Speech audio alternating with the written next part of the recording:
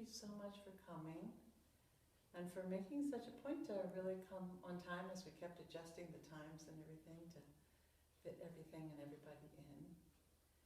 And I just feel so warm and full still from our time together last week. Seemed like we got to go pretty deep, pretty swiftly, and create a space in which we felt really safe to find what's here.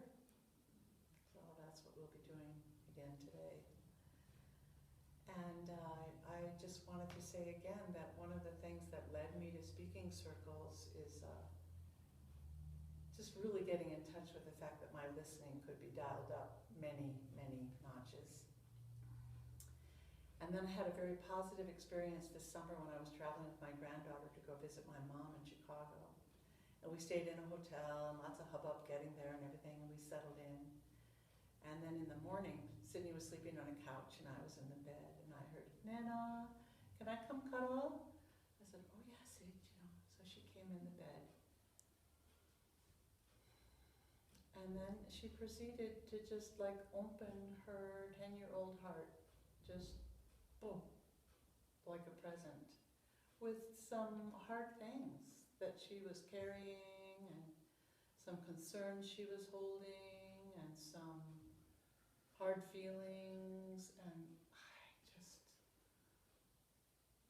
it's like I was just drinking at this fountain and I knew I didn't have to say a thing. So it's a lot like what we can create for each other here. I feel very grateful. And obviously very moved. So we'll be doing today, we'll be honoring the standards of support as we talked about. So the person up front, actually we begin with the listeners always being as available as possible, just really being in an unbroken attention, a seamless attention with the person up front. And then more and more we'll learn how to not only make our eyes available, but to try to quiet our own minds and come into a heart resonance with the person up front, really be listening from essence. And as the one up front, to just be comfortable in a place of I don't know. One thing that Lee talks about is sometimes being willing to just lose our face, which I really felt was an experience I had up here last week, like, oh well, I know this isn't necessarily my most photogenic posture, but it's the truest one I have, and so that's the one I'll stand in. And then when we do get to essence appreciations in the second turn, so I'll probably talk about it a little bit more before that second round. So then we stay in touch even from the beginning with listening to what are really the qualities that this person is kind of emanating, or what are the qualities that we really feel in this person up front, apart from the content of the story. What do we most appreciate about the energy in the person who's standing up front? And then we offer like a 1 or 2 word reflection. Like if we found what the person was saying just incredibly heartwarming, we may just say heartwarming. We may say tender vulnerability or surprising humor, whatever, but away from content. And then respecting one another. We don't reference each other's, even if we speak on the same subject, it's fine. We just don't pull the other person in. Let's see. In this group, we seem to like just hearing the timer go softly. None of this hand jive or warning and so. When you hear the gentle harp sound, know that, if you're definitely finished whatever you're expressing.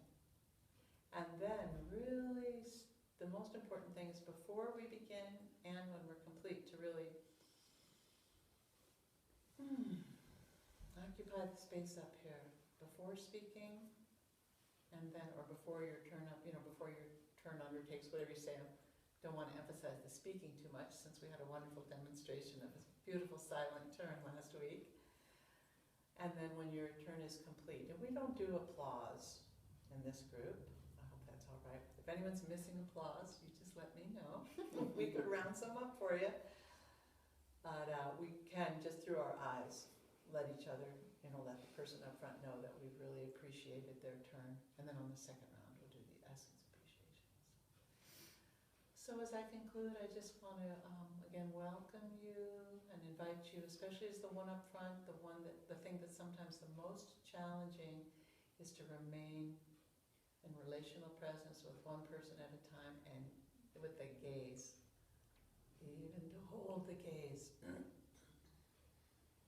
And the same as listeners. And we'll notice the darting away, and we'll notice the mind coming in. This is a practice. That's what it is.